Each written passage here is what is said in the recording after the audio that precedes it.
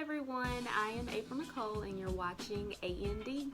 I stopped uploading videos for about a month because I was too busy making masks.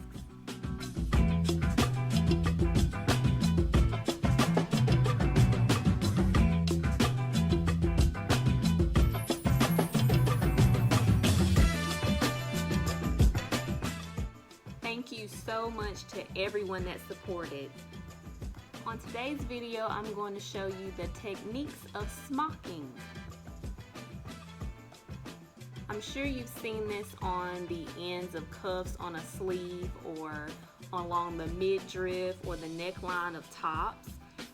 These are just a few examples of smocking. Smocking consists of gathers or fabrics strategically folded together at regular intervals to create a pattern and decorative effect. I'm going to explain to you 4 different types. The first one is gauging. The second one is cable stitch, honeycomb stitch, and wave stitch. If you're constructing a garment, you would want to smock before you actually construct the garment. There is a way to smock on a sewing machine, but I'm going to show you how to hand stitch. You can use any lightweight fabric. That's the best fabric to use, but almost any type of fabric can be smocked. For this project, you will need a 7 by 10 inch piece of fabric with a stitch guide, a pair of scissors, a needle, thread, and a thimble. I have this 7 by 10 inch rectangle. You want to start with a stitch guide. You can make your own as I'm about to do, or you can purchase an iron-on transfer. The dots should align with the grain of the fabric. With my see-through ruler and this little black pen, I'm just going to mark the dots on the fabric a 1/2 an inch apart. I'm going to make 10 dots.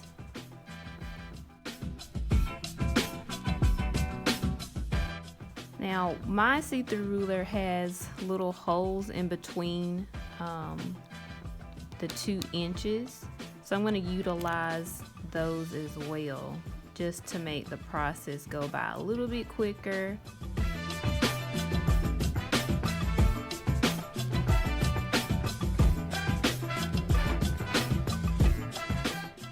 This piece is 7 inches wide and 10 inches long.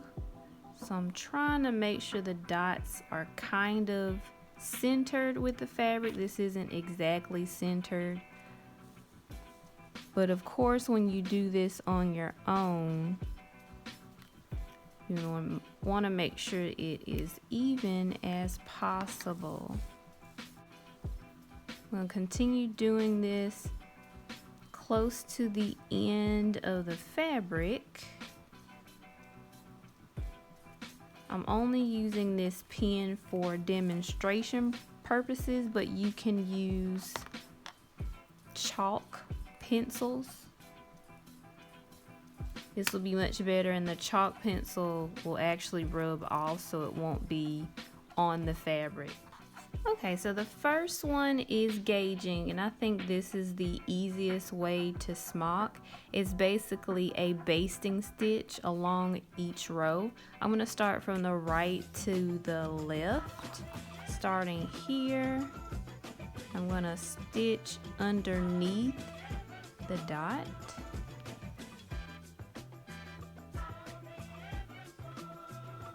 I also knotted one end of the thread, so of course it won't pull through. Then the next dot I'm going to go underneath.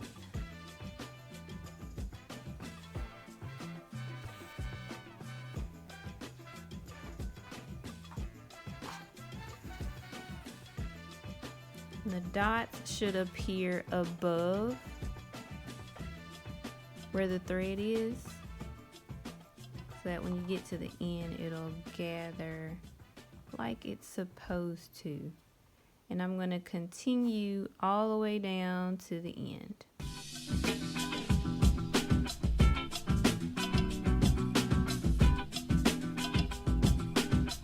So this is gauging. When I got done, I knotted the loose ends together once I got my desired look, and there it is. Next, I'm going to show you how to do the cable stitch. So I'm starting with my needle and thread. I'm using a single thread stitch with a knot on the end. And for the first dot here, you're going to come from underneath as close to that first dot as you can, like so. Dot number 2, you're going to have your needle facing this way to the left, pointing to the left. You're going to go underneath that second dot and make sure your thread is above the needle.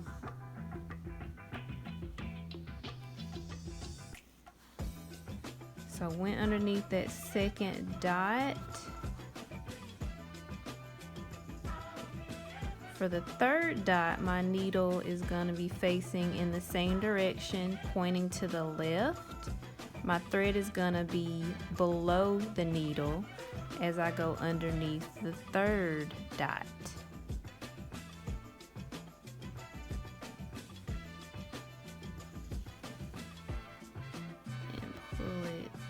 Don't pull too tight. And on the fourth dot, you're gonna alternate it like you did from dot 1 to dot 2. Go underneath a needle pointing to the left.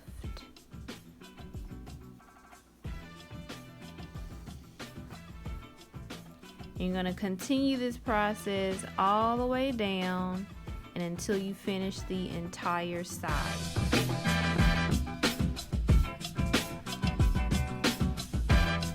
For the honeycomb stitch, this involves different steps, so you're going to have to number your dots accordingly.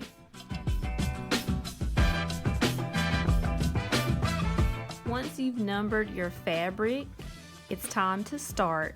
Now on this, for the honeycomb stitch, I had to add 2 columns of dots, 1/2 inch apart, because I ran out of dots to continue to number. And obviously, if you're doing this on a garment that you're about to sew, you would not want to number these, especially with a pen that I'm using. Make sure you do a sample before you actually construct your garment. So now we're going to begin with a needle and thread, single thread with a knot on the end. And we're going to start underneath dot number 1. So we're going to come from behind the fabric, go up through dot number 1. So we're working our needle from left to right. So the next dot, we're going to go under dot 2 and come out at 1. And your needle should be pointing to the left. So under dot 2, and we're going to come out at dot 1.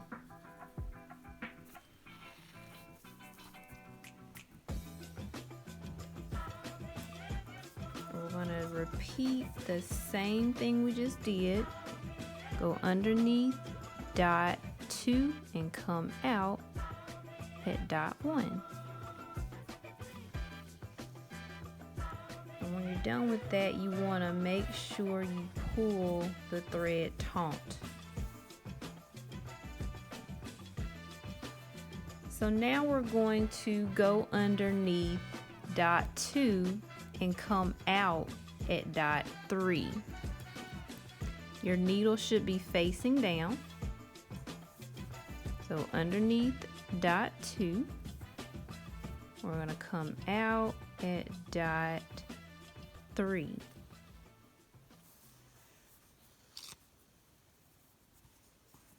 We're going to repeat the same thing for dot 3 and 4 as we did with 1 and 2.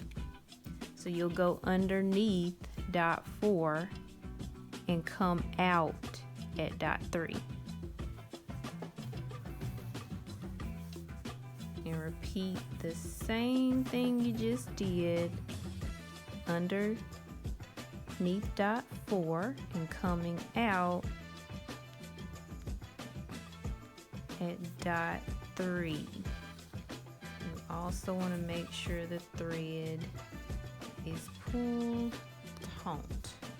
So now I'm going to go underneath dot 4 and go out of dot 5.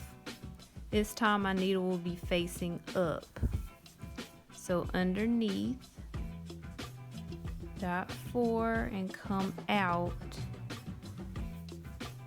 at dot 5. You're going to repeat the same exact thing from dot 1 and 2, 3 and 4 to dot 5, 6, 7, 8, 9, and 10. Continue until you get to the end of the row.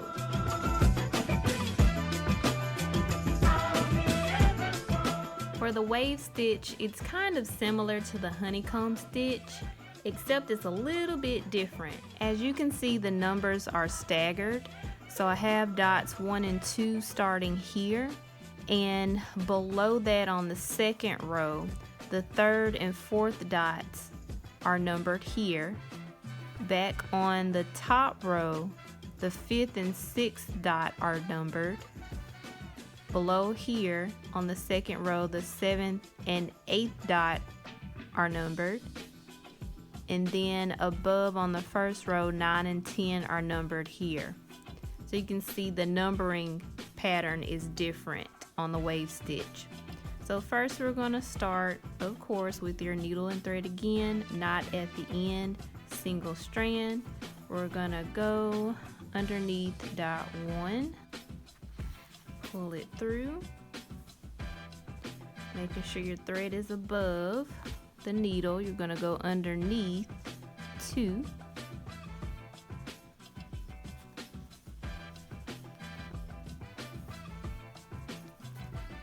pull it taut just so it's tight. Have our thread above again and go under 3.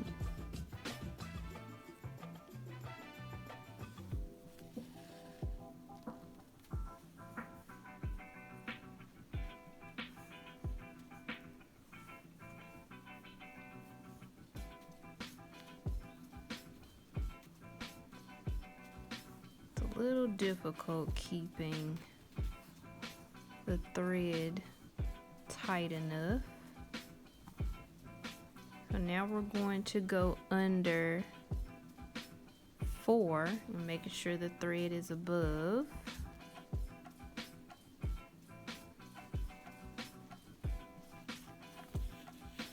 Pull it through. Now we're going to pull the thread tight so you can start to see the shape of the wave. I'm going to hold it down a little bit so it can kind of keep the shape. I'm going to do the same thing for dots 5 and 6, going under 5.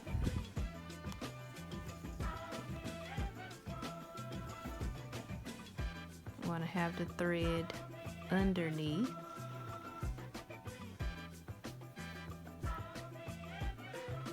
And then we're going to go under 6, having a thread above. Pull it a little bit.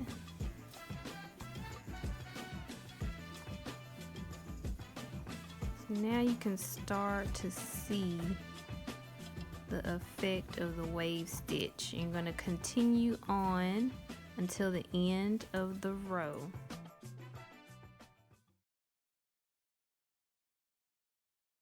If you tried any of these techniques, let me know in the comments section. Thank you so much for watching.